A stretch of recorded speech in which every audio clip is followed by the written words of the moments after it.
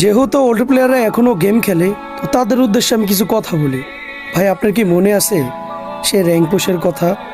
আপনার কি মনে আছে প্রাইভেট ছুটি হওয়ার পর সবাই একসাথে মিলে কাস্টম খেলা, ডায়মন্ড টপ আপ করে ডিজে আলোক নেওয়ার ফিলিংটা, বন্ধু বান্ধবকে বারবার দেখানো, মামা আমার অ্যাকাউন্টে তো ডিজে আলোক আছে, তোর কাছে কি আছে? আরে বন্ধু, আজকে আমি একলা বিয়ার র্যাঙ্ক খেলছি, 6 কিল করছি, তুই কই আছিলি?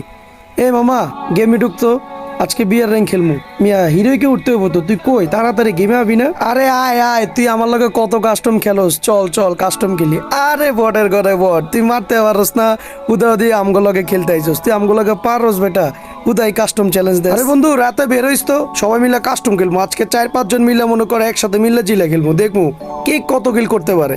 দেখ তো মামা, কি বিরক্ত লাগে, এই 10টার দিকে আপডেট দিছে, বিকাল 5টা পর্যন্ত আমরা কোনো গেমে ঢুকতে পারবো না, এত বড় আপডেট দিলে হয়? এখনকার ভাই আপডেটগুলা জাস্ট 20-30 মিনিটের। আগের ভাই যখন গেমটা আপডেট দিত ভাই, তখন ভাই আমাদের দিন কেমনে যাইতো আমরা ভাই নিজেও জানতাম না, এত কষ্টে দিন যাইতো এই গেমটা। এখন ভাই 2-3 দিন না ঢুকলে কিচ্ছুই হয় না, কিন্তু আগে যখন জাস্ট আপডেট দিত 10টার দিকে 5টা